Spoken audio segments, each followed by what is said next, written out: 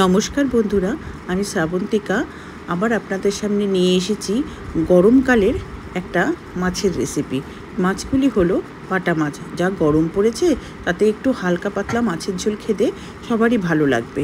Rich রান্না তো খাওয়া যাবে না এই গরমে, তাই আমি বাটা মাছের হালকা রেসিপি আপনাদের সামনে নিয়ে এসেছি। প্রথমে মাছগুলিকে ভালো করে ধুয়ে তাতে নুন আর হলুদ মাখিয়ে রেখে দেবেন কিছুক্ষণ। এখানে মোটামুটি 400 গ্রামের মতন বাটা মাছ আছে।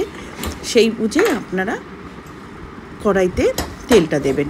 গ্যাস ধরিয়ে কড়াইটা বসিয়ে তাতে আমি দিয়েছি বড় চামচের 4 চামচের মতন সর্ষের তেল। এই রান্নাটা সর্ষের তেলেই হবে। সর্ষের তেলটা ভালো করে গরম হয়ে গেলে একটু কড়াইটাকে ঘুরিয়ে নেবেন। ঘুরিয়ে নেওয়ার কারণ হচ্ছে তাহলে মাছগুলো কড়াইতে লেগে যাবে না। ঘুরিয়ে নিয়ে তেলটা যেই ভালো গরম হয়ে যাবে তখন তার মধ্যে দিয়ে দেবেন ম্যারিনেট করা বাটা মাছগুলো। বাটা মাছগুলোকে ভালো করে লাল লাল করে ভেজে দিয়ে যে যেরকম ভাজা খায়, আপনারা যদি মনে করেন যে মাছগুলো কড়া ভাজা ভালোবাসেন তাহলে কড়া ভাজবেন। আমি যেমন খুব কড়া মাছ ভালোবাসি না, তাই মোটামুটি হালকা মাছে আমি ভাজি। মাছগুলো যে ভাজা হয়ে যাবে তারপরে সেই মাছগুলোকে আপনারা তুলে নেবেন একটি পাত্রে।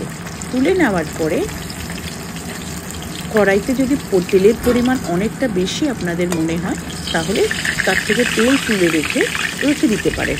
কারণ তেল তো বেশি খাওয়া ভালো না, তাই তেল তুলে রাখাই ভালো। এই মাছের ঝোলটি প্রত্যেকের পক্ষে উপকার, স্বাস্থ্যকর। যেহেতু এতে কোনো মশলা পড়ছে না, তাদের যে কোনো মানুষই এই ঝোলটা খেতে পারে। তারপরে ওই তেল গরমের মধ্যে আপনি দিয়ে দেবেন ছোট্ট চামচের 1 চামচ রাঁধুনি দিয়ে মাছের ঝোলটা করলে খেতে খুব ভালো লাগে। আপনারা ট্রাই করে দেখতে পারেন, আশা করি ভালো লাগবে। রাঁধুনি যেই ভাজা হয়ে যাবে ওর মধ্যে দেবেন একটা কেটে রাখা টমেটোটাকে একটুখানি মজতে দেবেন। টমেটোটা যেই মজে আসবে তখন তার মধ্যে দেবেন 4-5টা চেরা কাঁচা লঙ্কা। আমি 4-5টাই দিয়েছি। এবার ঝালটা যে যেরকম ভালোবাসে সে সেই বুঝেই খাবেন। তারপরে দেবেন একটুখানি হলুদের পরিমাণটা একটু কম দেবেন, কারণ যেহেতু এতে মশলা পড়ছে না তাই হলুদের একটা কাঁচা গন্ধ ছাড়তে পারে, তাই হলুদটা একটু বুঝে দেবেন। নুন দেবেন পরিমাণ মতন। নুন দিয়ে টমেটোটাকে একটু ভালো করে কষিয়ে নেবেন। টমেটো আর কাঁচা লঙ্কাটাকে কষিয়ে নিতে যেই দেখবেন সাইড দিয়ে তেল বেরিয়ে আসছে তখন তার মধ্যে দেবেন আগে থেকে দেরি করে রাখা গরম জল। এই মাছের ঝোলটা গরম জলেই করবেন, কারণ গরম জল করলে কী হবে, মাছের ঝোলের টেস্টটা ভালো হয়। কাঁচা জল দিলে একটু পানসে লাগে, তাই মাছের ঝোলটা গরম জলে করবেন। করে তার মধ্যে যেই মাছের ঝোলটা ফুটে উঠবে তার মধ্যে দিয়ে দেবেন ওই ভেজে রাখা মাছগুলো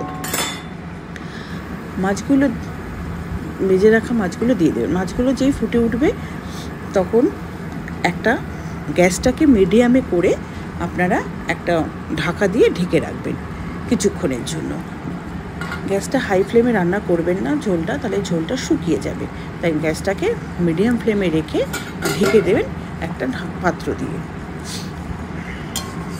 যাক, এই গরমে হালকা পাতলা ছাড়া অন্য কিছু খাওয়া তো যাচ্ছে না, তাই হালকা মাছের ঝোলটাই আমি আমার বাড়ির জন্য আজকে রান্না করলাম। কিছুক্ষণ 10-15 মিনিট পরে ঢাকাটা তুলে দেখবেন যে ঝোলটা হয়েছে কিনা। এবার নুন টুনগুলো একটু চেক করে নেবেন। সব যদি ঠিকঠাক থাকে, এবার যে যেরকম পরিমাণে ঝোল খান সেই পরিমাণে ঝোলটা নামাবেন।